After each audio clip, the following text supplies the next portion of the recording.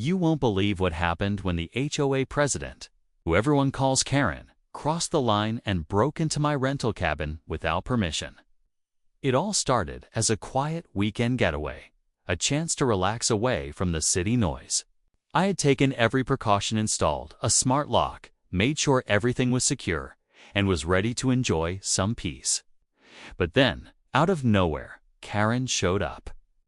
Not with a friendly knock or a warning, but by forcing her way in, breaking the smart lock I trusted to keep my place safe. I was shocked. How could someone with that kind of authority in the neighborhood just decide to invade my privacy like that?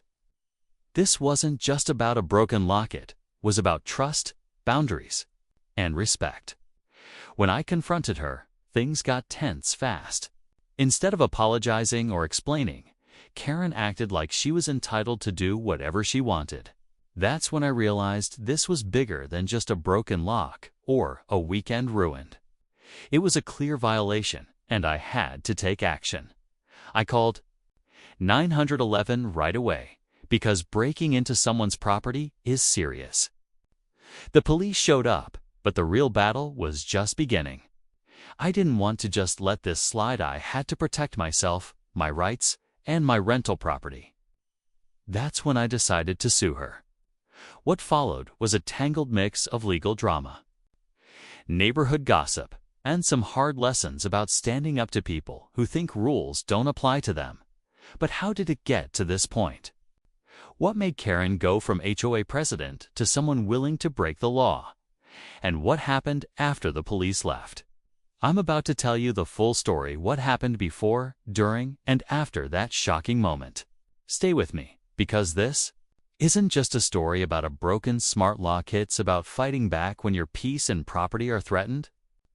The real truth might surprise you, and you won't want to miss what happens next. Before all this happened, I never imagined the HOA president would become the biggest problem I'd face in this quiet little neighborhood.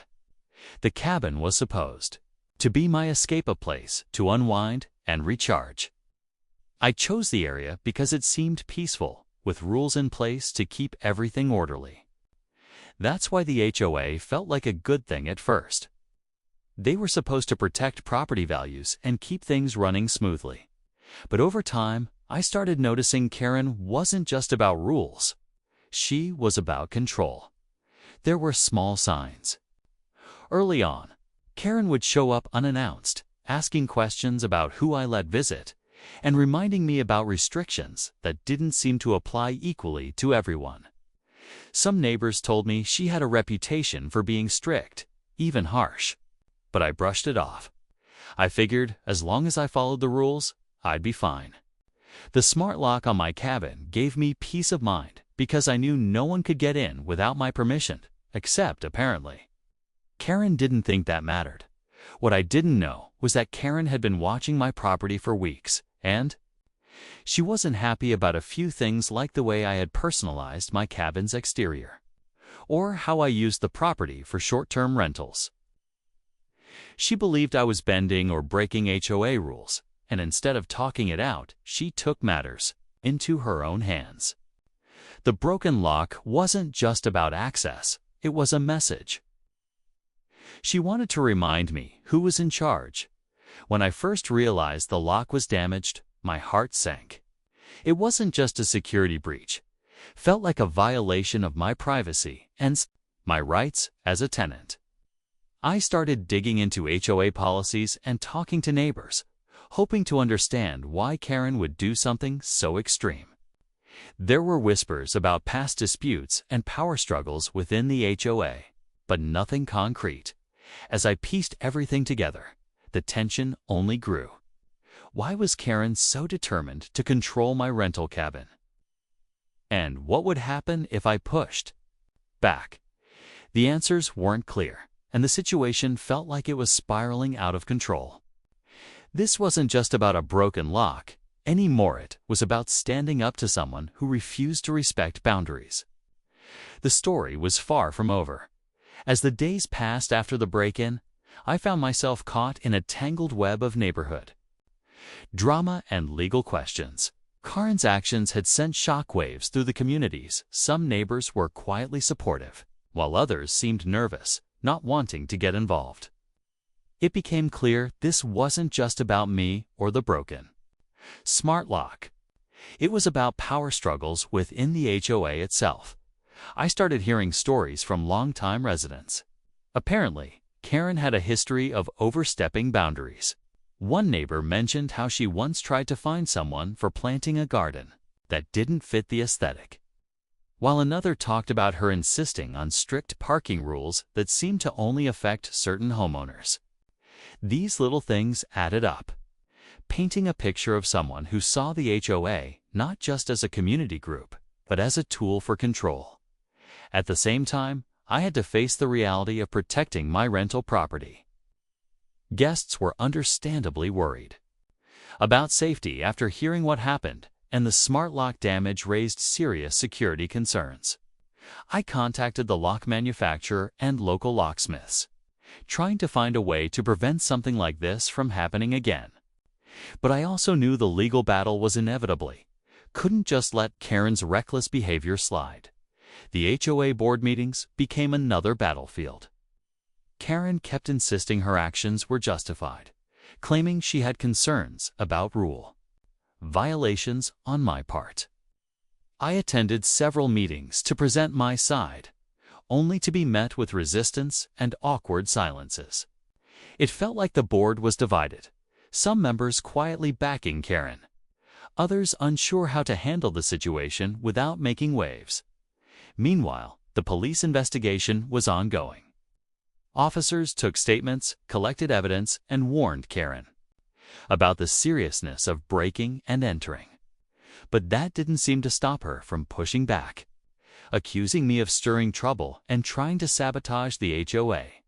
The neighborhood tension was thick, and I realized this was about more than just a rental cabin or a broken lock. It was a clash of personalities, rules, and who really had the right to decide what happened in our community. I was stuck in the middle of all this, trying to protect my home, my rights, and my sanity.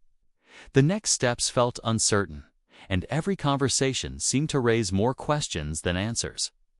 The conflict was far from over, and the stakes only felt higher with each passing day as the situation escalated.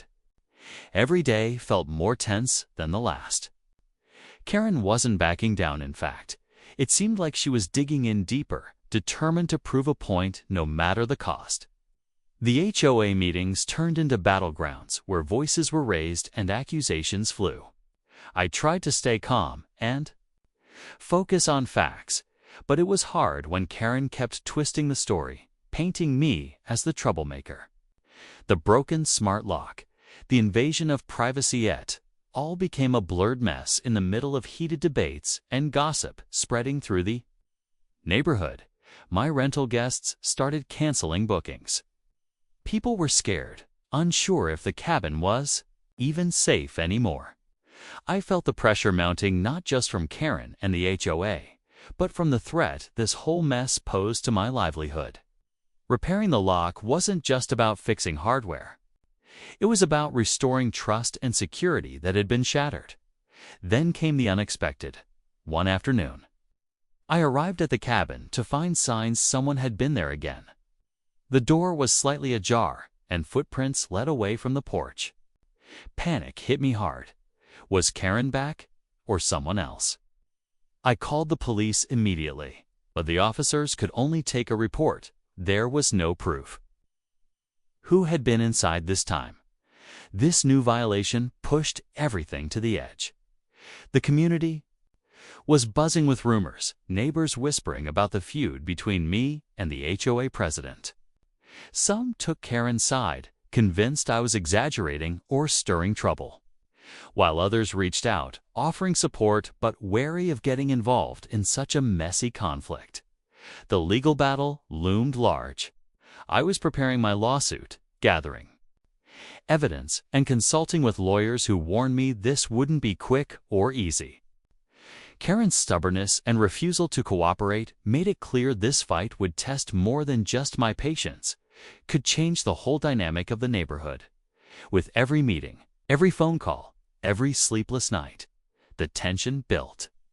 Higher, the broken smart lock was just the beginning. The question now was how far this would go, what I was willing to do to protect my rights and my peace. The moment of reckoning was fast approaching, and I knew things were about to come to a head in a way nobody saw coming.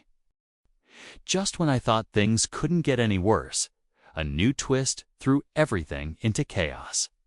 A few days after the second break-in scare, I received an anonymous letter slipped under my cabin door. It was handwritten with no signature, but the message was clear and chilling. It warned me to drop the lawsuit and stop making waves, or else the consequences would get worse. My heart sank. This wasn't just a neighborhood dispute anymore. It felt personal, dangerous even. I showed the letter to the police, who promised to take it seriously, but I could tell they had their doubts. Meanwhile, the HOA meetings grew even more hostile. Karen denied any involvement with the letter and continued her campaign to discredit me. Some board members started avoiding me entirely, afraid of taking sides.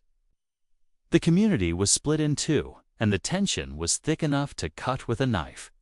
Adding to the chaos, I found out Karen had secretly filed a complaint against me with the city, accusing me of unauthorized renovations and violations that could threaten my rental license. I had done nothing wrong, but suddenly I was facing investigations and fines. It felt like a coordinated attack designed to wear me down and force me out. With my rental business on the line and threats lurking in the shadows, I knew I had to stay strong. But every day brought new challenges. Trust was disappearing, and fear was creeping in. I wasn't just fighting for my property anymore. I was fighting for my peace of mind, my reputation, and my future in this neighborhood. The broken smart lock was the first crack in what now felt like a crumbling wall of control and intimidation. Karen's actions had set off a chain reaction that no one saw coming, and the stakes had never been higher. I was on the edge, ready to face whatever came next, but I still didn't know how far this would go, or what the final outcome would be. The story was far from over, and the most intense moments were yet to come. The tension that had been building finally exploded one afternoon, when I arrived at the cabin to find a group of HOA board members waiting outside, including Karen. The air was thick with hostility, but this time I wasn't backing down. I had gathered proof security footage from a hidden camera I'd installed after the break-ins showed Karen herself breaking the smart lock and entering the property without permission. The evidence was clear, undeniable. When I confronted her with the footage during that heated meeting, the atmosphere shifted. Karen's confident smirk faded, replaced by an uncomfortable silence. Some board members looked shocked. Others seemed relieved that the truth was finally out in the open. The police were called back, and with this new proof, they reopened the investigation. Karen's attempt to control and intimidate had backfired spectacularly. But just when it seemed like justice was on my side, the unexpected happened. A neighbor, someone I had never suspected, stepped forward with information that added a new layer to the conflict. They revealed that Karen had been under pressure from a developer looking to buy several properties in the neighborhood, including mine too, turn the area into commercial land. Karen's aggressive behavior wasn't just about control. She was protecting her own interests and those of the developer. This twist explained the sudden complaints, the threats, and the relentless attacks on my rental cabin. It wasn't just personal, it was part of a larger plan to push residents out and reshape the community. Armed with this new knowledge, I was able to expose the developer's plans and rally other neighbors to fight back. In the end, the HOA board removed Karen from her position, and the police charged her with breaking and entering. The developer's project was stalled indefinitely. My rental cabin was safe again, and the smart lock was replaced with a more secure system. But the experience left me changed, wiser about who to trust, and more determined to protect my home. Story wasn't just about a broken smart lock. It was about standing up against intimidation and fighting for what's right. And even now, the neighborhood feels different, stronger, and more united because we refuse to let one person's greed tear us apart.